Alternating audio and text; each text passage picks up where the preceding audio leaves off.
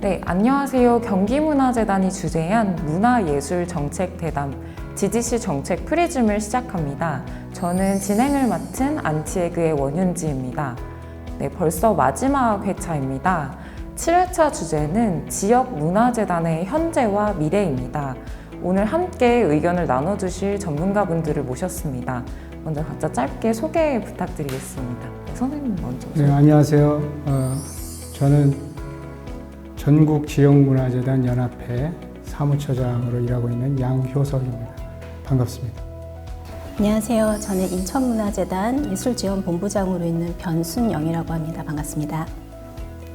첫 번째 질문 드리겠습니다.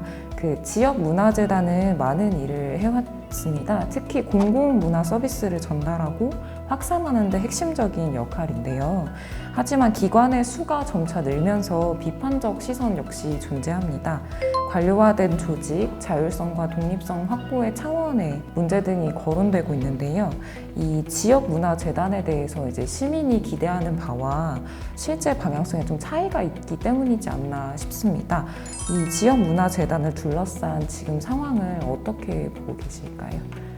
제가 인천문화재단에 이제 2007년에 입사를 했으니까 이제 광역 자치단체 문화재단 설립들이 가속화되고 조금 확장을 해나갈 시기에 저는 이제 문화재단 직원으로서의 업무 경험들을 좀 쌓아왔던 것 같아요.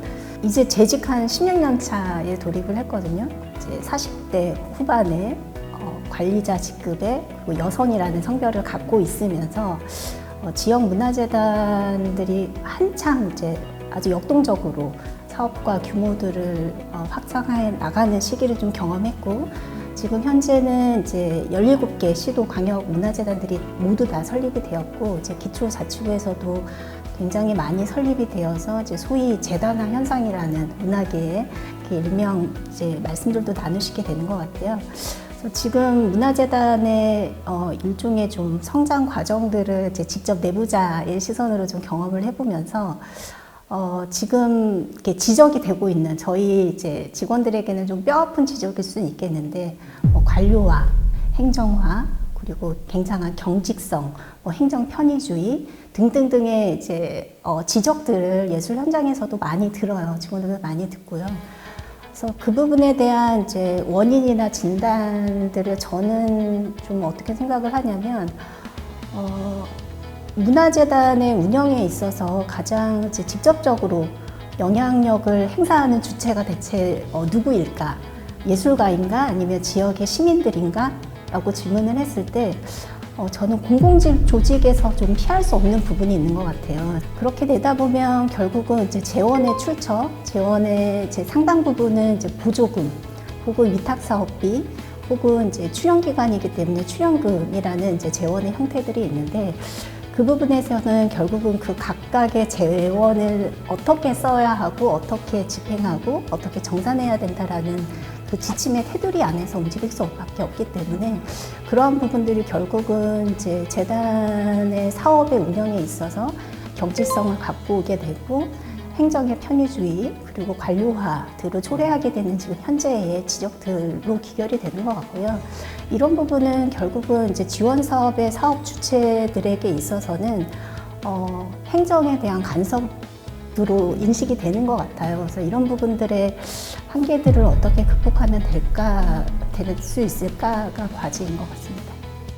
지금 말씀하신 게 이제 핵심적인 얘기인데, 그러니까 사실은 재원의 취약성이 제일 문제로 이제 근본적인 문제로 지적이 되는 것 같아요. 근데 우리나라도 이제 지금 문화재단들이 재원의 다양화를 가져오기 위해서 이제 민간 기부 제도를 많이 활성화하려고 노력을 하고 있고, 또 일부분 성과도 얻고 있다고 하는데, 이제 뚜껑을 열어보면은 그게 그렇게 도움이 되기가 어려운 그런 거라는 거죠. 미국 같은 경우도 공공기관에 대한 민간의 기부 같은 게 그렇게 쉽지가 않다. 그래서 결국 재단의 공공 부분에서 그런 예산을 확보를 해야 돼요. 물론 이제 그것도 출연금이나 이제 재단이 그 마음대로 쓸 수 있게 본인들이 원하는 사업을 하고 쓸 수 있도록 풀어줘서 이제 이렇게 줘야 되는데, 조건을 달아서 주는 돈이 거의 대부분이 볼 수가 있죠. 돈이 이미 그 쓰여질 용도가 정해져 있는 그런 예산이기 때문에 이제 재단의 입장에서는 굉장히 경직된 그런 행정을 할 수밖에 없다. 이제 이런 문제가 사실은 계속 지적이 되고 해결이 안 되는 그런 문제인데 이제 그런 것들은 자율성을 좀 확보해 나가면서 조금씩 해결 방안을 찾아야 되지 않겠나 그런 생각입니다. 이렇게 특히 보조금이나 위탁사업비의 형태로 재원들이 오게 되면 위탁사업을 수행할 수 있는 인력을 계약직의 형태로 한시적으로 이제 채용할 수밖에 없고, 그러면 위탁사업은 사실은 이제 위탁기간이 끝나고 사업이 끝나면 종료되는 거기 때문에 그렇게 일했었던 직원들은 이제 다시 이제 보따리를 싸게 되는 거죠. 그거는 결국은 문화재단에 있어서 어떤 전문성이 계속해서 축적되지 않고 계속 단절되는 문제들이 생겨요. 그리고 이제 지역문화재단의 어떤 이제 그 예술 조직에서의 어떤 조직 문화를 형성하는 데 있어서도 계속해서 불안정성, 성과가 축적되지 않는 그런 문제들도 있어서 이 재원에 대한 문제는 굉장히 좀 중요한 부분인 것 같습니다. 그 두 번째 질문으로 그럼 이어서 넘어가 보겠습니다. 최근 재단 안팎으로 뜨거운 얘기들이 있습니다. 예산을 삭감하는 문제가 있다거나 아니면 기존 문화재단의 관광 분야를 추가한 문화관광재단으로 통폐합하는 이슈가 있겠습니다. 이토록 변화가 많은 순간에 지역문화재단은 어떻게 대응해야 할까요? 또 문화예술 현장에서 재단이 본래의 역할을 잃지 않으려면 어떤 방향성을 가지면 좋을지 의견 주시면 감사하겠습니다.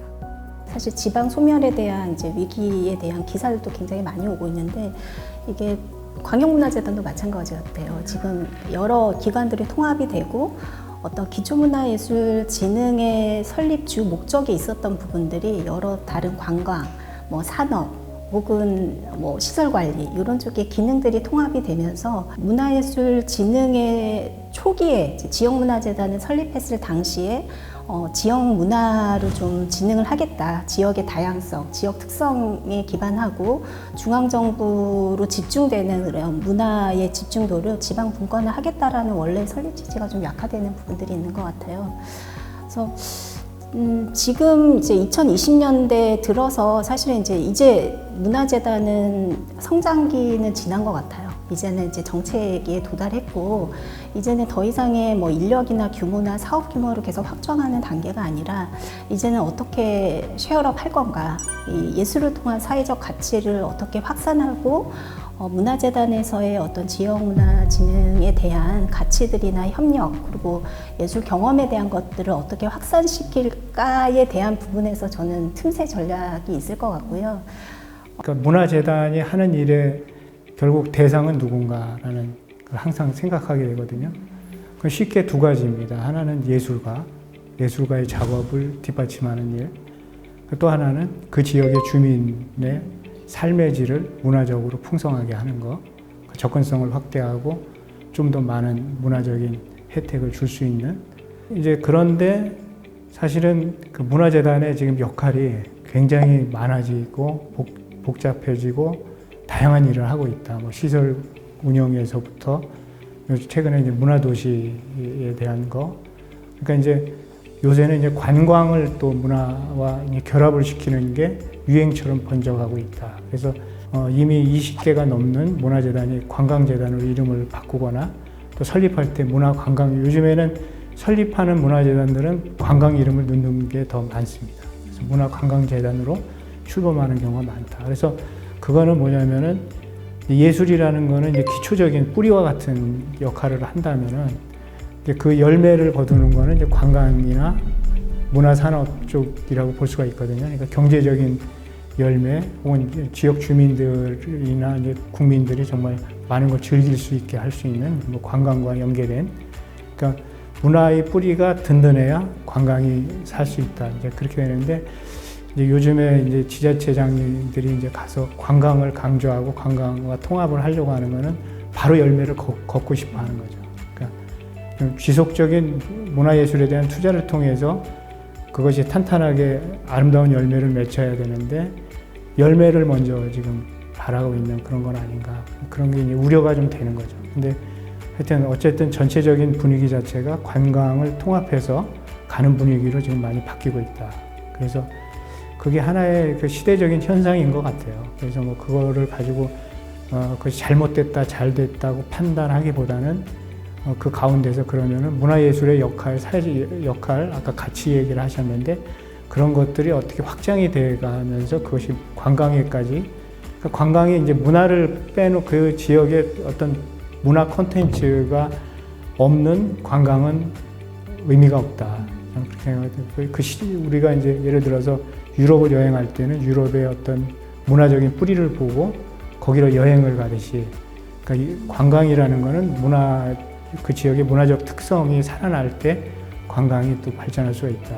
그래서 그 역할을 어떻게 앞으로 고민하면서 해결해야 될 것인가, 그게 또 하나의 과제라는 거죠. 예. 네, 세 번째 질문 드리도록 하겠습니다. 그 조직 자체에도 한번 주목을 해보겠습니다. 재단 안에서도 잦은 변화가 있는데요. 조직 개편, 인사 이동, 혹은 사업의 폐지 등이 빈번하다는 겁니다. 이때 직원들의 의욕 저하와 이탈도 참 중요하게 봐야 될 부분인데요. 재단의 조직 문화 중 꼭 해결해야 할 것 한 가지가 있다면 그것이 무엇일지, 그리고 또 방법은 무엇일지 한번 얘기 나눠보면 좋겠습니다. 네. 그래서 지금 문화재단에 이제 새로 입사하고 그리고 앞으로 문화재단의 직원으로 일하게 될 직원 이제 친구들이 결국은 이 조직 문화를 만들어 갈 텐데, 뭐 소위 이제 Z세대라고 할 지금 20대의 젊은 이제 직원들은 이 코로나 시기에서 굉장히 사회적인 기술 침체의 단계들을 거쳐왔고, 어떻게 장시간 동안 뭔가 근무를 한다거나 아니면 누구와의 어떤 대면에서 갈등을 해결한다거나 어떤 관계성을 맺는 부분에서는 굉장히 좀 취약한 배울 기회들을 잃어버린 세대인 것 같아요. 이런 부분들에 있어서 이제 지금 현재 문화재단에서 새로 이제 조직 문화를 함에 있어서 좀 고려가 돼야 될 부분일 것 같고요. 이런 부분들이 결국은 이제 어떤 뭐 냉소나 아니면 재작년에 되게 핫했던 게 뭐 quiet quitting이라고 조용한 퇴사를 외치면서 하는 부분이 SNS에서 굉장히 열풍이었잖아요. 그래서 저도 이제 후배 직원들하고 얘기를 하면서 그런 생각을 하고 있는 직원들이 의외로 많다라는 걸 봤었어요. 그래서 결국은 어떤 외적인 보상, 뭐 문화재단 직원으로서의 안정적인 일자리 혹은 적절한 나의 어떤 문화생활까지 같이 겸용할 수 있는 어떤 금전적인 보상, 이런 부분들은 사실은 단기적인 부분이고, 문화재단 문화예술 인력으로서의 어떤 자존감, 뭐 존중감, 아니면 뭐 보람, 이런 내적 보상들을 어떻게 좀 견인해낼 수 있을까가 결국은 조직 문화를 형성하는 데 있어서 가장 중요할 것 같아요. 결국은 조직 문화는 사람들이 만들어내가는 거기 때문에, 특히 또 디지털 전환이 굉장히 가속화됐잖아요. 팬데믹을 겪으면서. 그래서 지금은 저희 직원들도 사실 디지털 리터러시에 대한 역량들이 사실은 충분히 성숙되지 않았음에도 불구하고 디지털 전환에 대한 어떤 환경적인 요구들에 굉장히 적극적으로 대응을 해야 되는 바로 그 시점이 됐고요. 그래서 지금 현재는 뭔가 예전처럼 뭐 변화, 혁신 이런 게 더 이상 통하지 않는 것 같아요. 지금은 패러다임을 아주 싹 바꿔야 되는 시점인 것 같은데, 그러려면 어떻게 해야 될까? 결국은 이제 문화재단이라는 조직이 그냥 안정적이고 뭐 전문 인력, 전문가들 모여있는 집단 이런 걸 넘어서서 저는 굉장히 학습을 장려하고 학습 조직의 풍토가 부착이 돼야 이러한 변화하는 환경에 대응할 수 있는 게 아닌가 싶습니다. 가장 지금 제가 보기에는 좀 필요한 게 어떤 전문적인 우리가 가지고 있는 교육의 기회를 좀 이렇게 주기적으로 줄 수 있는 게 좋지 않겠나. 제가 옆에서 보니까 저희 이제 연합회에서도 이제 그런 1년에 한 번 정도 하거든요. 그런데 이제 너무 적적하게. 그래서 좀 교육의 기회를 좀 더 전문적이고 본인들이 원하는, 그러니까 정말 디지털 시대가 오고 AI가 정말 지금 문화예술의 그 예술가의 일을 지금 대체하고 있는 시대다 뭐 이러는데, 그럼 그게 어떤 건지 뭐 이런 것도 한번 전문가를 초청해서 같이 해보고 또 실제 구현도 해보고 하는 그런 실제적인 교육의 기회들이 좀 많이 마련이 돼서 어떤 실제 그 일하는데 미래를 보고 일할 수 있는 그런 게 좀 많이 있었으면 좋겠다, 그 생각이 좀 듭니다. 네, 마지막 질문 드리도록 하겠습니다. 지역문화재단이 역할을 수행하려면 전문 인력이 중요한데요. 시대의 변화를 민감히 보고 정책에 반영하거나 사업을 촘촘하게 기획하는 등 역량이 필요합니다. 그러나 다수의 재단에서 이러한 인재 육성을 어려워하고 있는 실정이고요. 내부 구성원들 역시 전문성에 대한 고민이 깊습니다. 지역문화재단 직원의 성장을 위해서는 어떤 접근이 필요할까요? 그래서 저도 이제 옆에서 보니까 재단들이 100개가 넘, 136개인가요? 또 계속 생기고 있는데 그 전체 직원들의 숫자로 대략 거의 저희가 이제 그 지난번 대한민국 문화재단 박람회라는 걸 했었는데 거기에서 이제 그 어떤 재단 종사자들의 선언 같은 걸 했는데 만인 선언이라고 저희가 이제 그러니까 거의 10,000명에 육박한다 지금 문화재단의 종사자들이.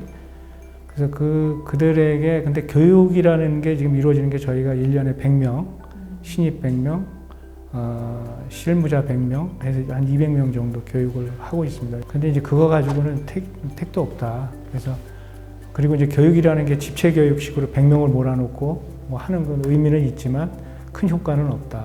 그래서 정말 디테일하게 그 본인이 이제 관심을 갖고 있는 그런 영역에서 교육을 받을 수 있는 교육이라는 게 하나의 이제 자기가 쌓아온 경험들을 다시 한번 돌아보고 그걸 이제 실제 업무랑 연결을 시킬 수 있는 그런 기회를 좀 더 많이 확보를 할 필요가 있지 않나 그런 생각이고요.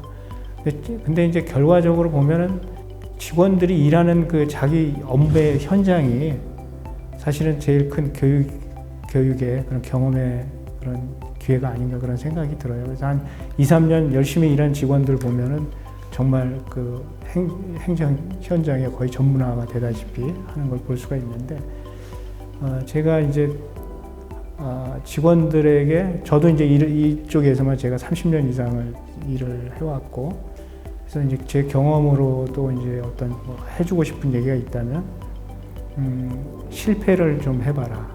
실패를 해본 사람이 또 일에서 더 큰 일에서 대박을 터뜨릴 수가 있다. 근데 실패를 해보지 않은 사람은 성공을 할지라도 큰 성공은 못한다는 그런 생각이 좀 들어요. 이 생각을 먼저 해봐야 될 것 같아요. 그러니까 각 분야의 인재가 어디로 가는가라는 이제 질문을 해보면 예술계의 인재들은 어디로 가는가?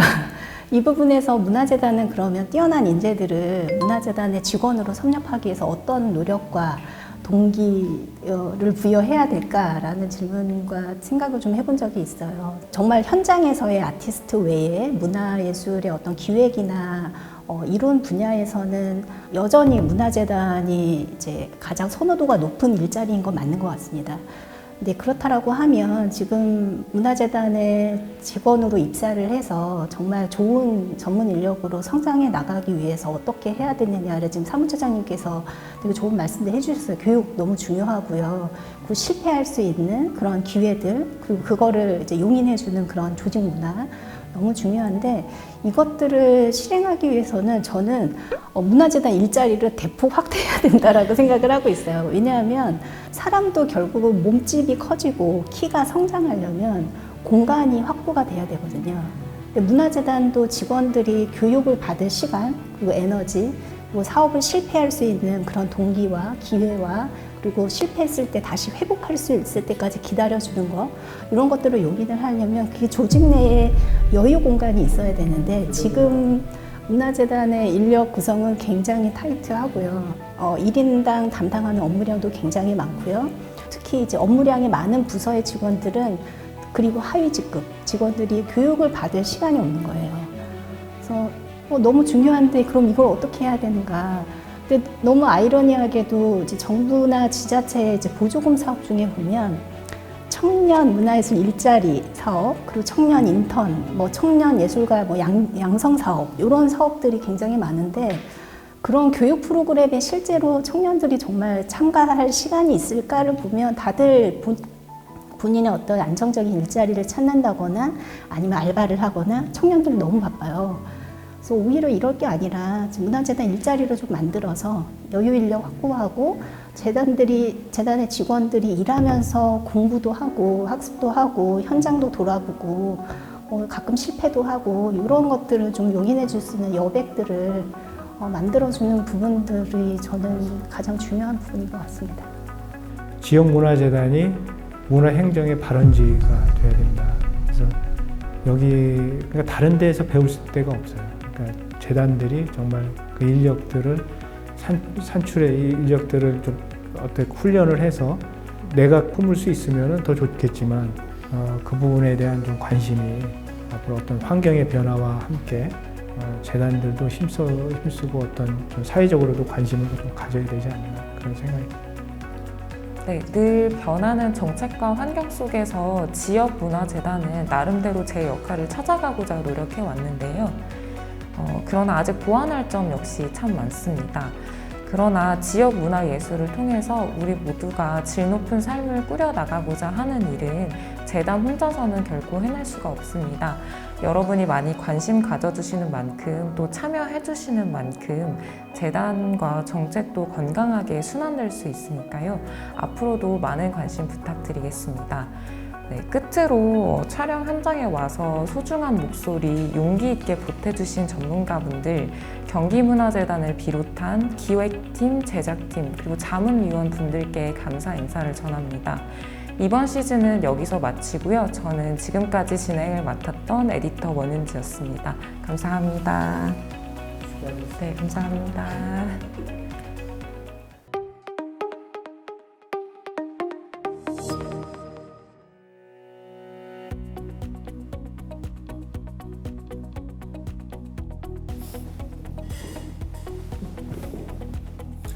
안녕하세요. 서울문화재단 정책협력실 전문위원 김혜보입니다. 2014년 7월 지역문화진흥법의 시행 이후에 지금 현재 아주 그냥 설립의 붐을 이루고 있는 지역문화재단은 지역에서 이제 문화정책의 핵심 주체가 되었다고 말할 수 있겠습니다. 한국광역문화재단연합회 소속의 한국지역문화정책연구소에서 작년에 진행했던 지역문화재단 현황 분석 및 변화 방향 연구 결과를 인용하면요. 작년 2022년 12월 말 기준으로 전국에 총 141개의 지역문화재단들이 운영 중이었습니다. 지자체 단위로 보면은 전체 지자체의 58%, 17개 광역지자체가 모두 운영하고 있었고요. 기초지자체 단체는 226개의 지자체 단체 중에서 54.8%가 지역문화재단을 운영하고 있었습니다. 올해 들어서도 계속 남동구, 영암군, 구미시, 군산시, 화순군 등이 지역문화재단을 설립을 하고 있고요. 삼척시, 경산시, 파주시 등 여러 자치단체에서도 계속 설립을 현재 추진 중에 있습니다. 그래서 지역문화재단은 계속 증가 추세에 있는 걸로 보입니다. 이와 같은 지역문화재단의 붐은 1970년대부터 2000년대까지 국가의 문화정책을 지역에서 집행하는 주요한 주체가 지방문화원에서 문예회관으로 다시 지역문화재단으로 변화해온 어떤 정책적 현상으로 파악할 수 있습니다. 지역문화재단의 출현은 2000년대에 본격화된 지방자치와 분권 기조가 반영된 매우 한국적인 문화정책 현상이었습니다. 단순히 정부나 지자체의 문화정책 의지만 작용한 것이 아니라 민주화에 따른 시민사회의 역할 강화, 신공공관리론에 따른 공공행정 혁신, 지방자치와 분권화, 그리고 문화경제와 창조도시 담론의 세계적 붐 등이 다양하게 반영된 결과였습니다. 그런데 사실 지역문화재단이 무엇인가요? 라고 물으면은 한마디로 정의하기나 그 상을 하나로 합의해서 제시하기가 어려운 실정입니다. 앞서 소개했던 작년 연구 결과도 사실은 문체부가 발간하는 전국 문화기반 시설 총람에서의 숫자와 약 20개 정도 차이가 있었습니다. 법적으로는 지역문화진흥법의 제2조 지역문화와 제19조 지역문화재단의 개념을 적용하여서 지역문화진흥을 위해서 지방자치단체가 설립 또는 운영하는 재단법인 정도로 파악할 수 있을 것 같습니다만 사실 법은 현실을 다 서술하지 못합니다. 예를 들어서 1998년에 설립된 강릉문화재단의 경우처럼 애초에는 민간이 설립해서 추후에 지자체 산하기관이 된 경우도 있고요. 특히 문화사업의 범위에 대해서는 그 해석에 따라서 지역문화재단의 사업 범위와 운영 방식은 천차만별입니다.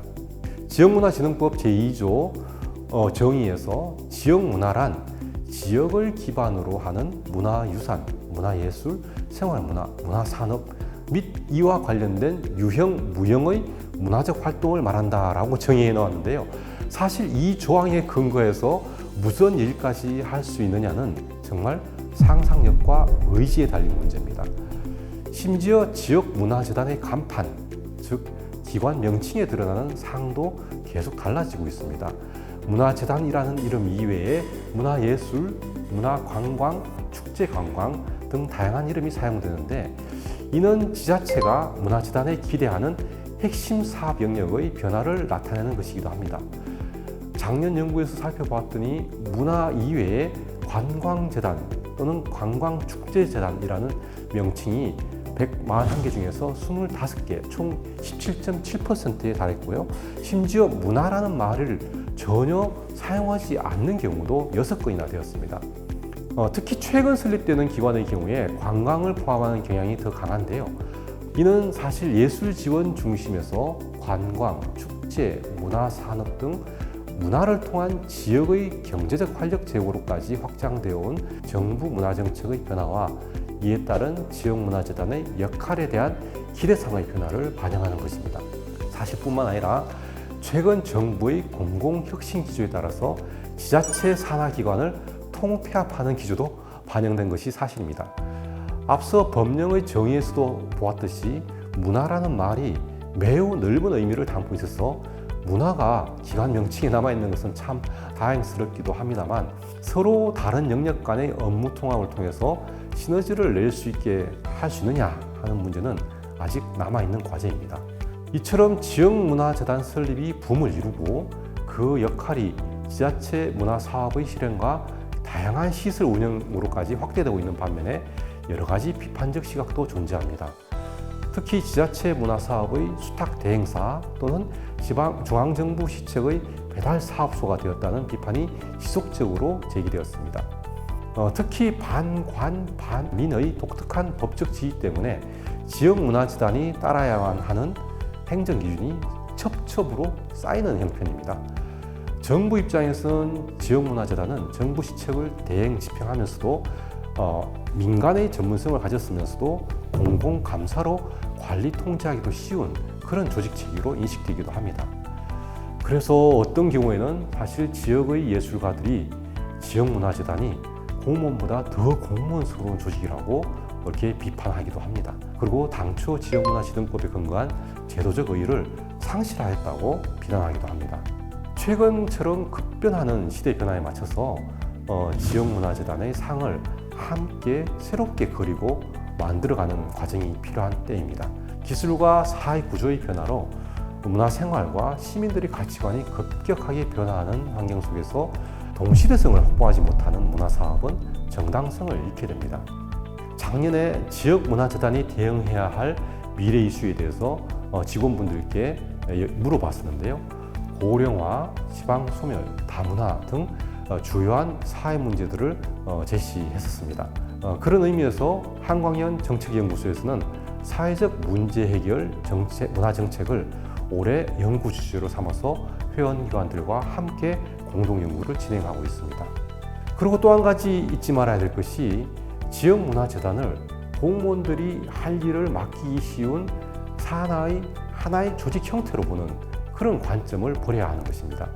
그것보다는 지역문화 진흥을 위해서 도입된 제도로서 바라보는 시각이 필요합니다. 지역문화재단의 설립 취지와 제도적 의의는 분권과 자치였습니다. 분권과 자치는 문화재단이 정부로부터 무조건 독립하자는 것이 아니라 전문적 의사결정과 그것을 실행하는 자율성을 확보하자는 것입니다. 물론 이것은 문화재단이 정부에 대해서만 요구할 것이 아니라 반대로 지역 문화예술계에 대해서 문화재단이 취해야 할 태도이기도 합니다. 작년 연구에서는 자치성, 전문성, 공공성을 지역문화재단의 핵심 가치로 추구할 지역문화재단의 미래상을 제시하기도 하였습니다. 문화행정에 맞는 제도를 만들어낸 것도 중요하지만 결국 가장 중요한 것은 사람이라는 결론도 제시를 했습니다. 보이지 않는 것에서 가치를 만들어내야 하는 문화사업의 결과는 결국 사업 담당자의 역량과 주체성이 좌우하기 때문입니다. 이제 지역문화재단이라는 조직이 지속되는 것보다는 지역문화가 지역에서 풍성하게 지속되는 방안을 함께 그려내야 할 시점이라고 생각합니다. 감사합니다.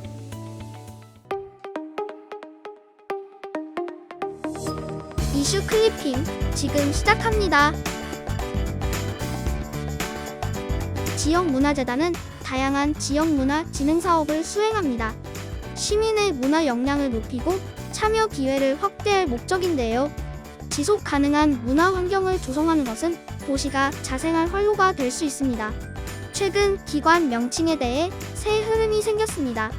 문화재단의 관광 분야를 추가해 문화관광재단으로 변경하는 사례가 세종, 울산, 충남, 속초, 포천 등 전국적으로 확산하는 추세입니다.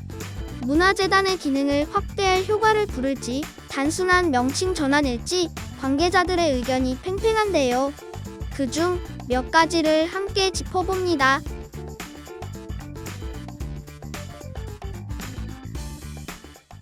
(2023년 9월) 한 김해시 의원은 분야 간 경계가 흐려지고 융합이 주류를 이루는 상황에서 문화를 관광의 상위 개념으로 인식하는 것은 비효율적이라는 의견을 제시했습니다.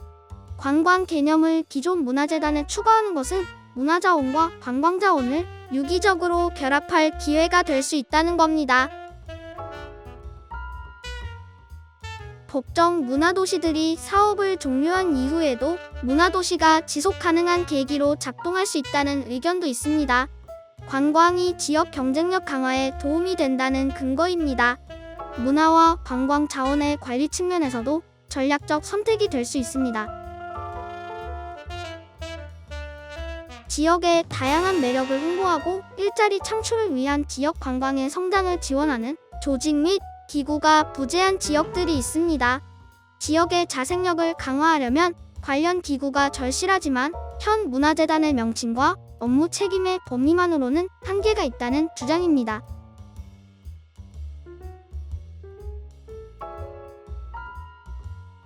그런가 하면 기관 통폐합에 대해 경제적 논리와 수월성만을 내세울 경우 나중에 더 큰 문제를 부를 수 있다는 주장도 있습니다. 상지대 전영철 교수는 간과하면 안 될 지점을 짚습니다. 도시 내에서 문화와 관광은 성격이 다른 대상을 상대로 합니다.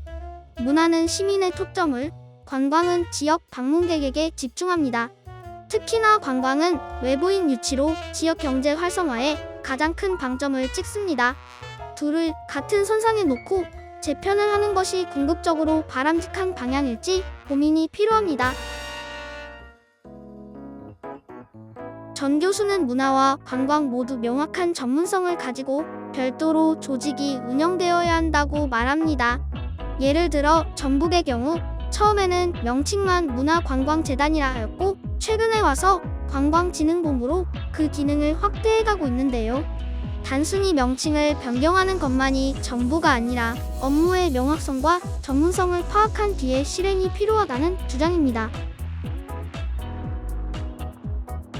전남의 경우 문화재단에 관광 지원 기능을 두고 있다가 전남관광재단을 별도의 조직으로 출범했습니다.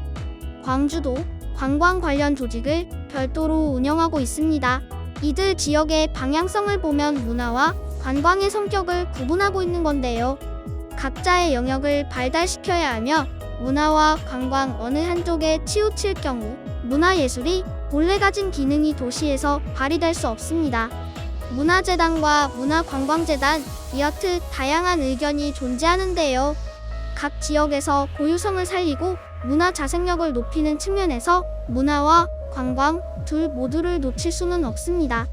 문화재단의 기능을 확대하는 장점으로 끌고 갈지 단순히 명칭 변경에 불과하기에 개별적인 전문 기관으로 둘지 시민을 위하는 숙고와 의사결정이 필요한 때입니다.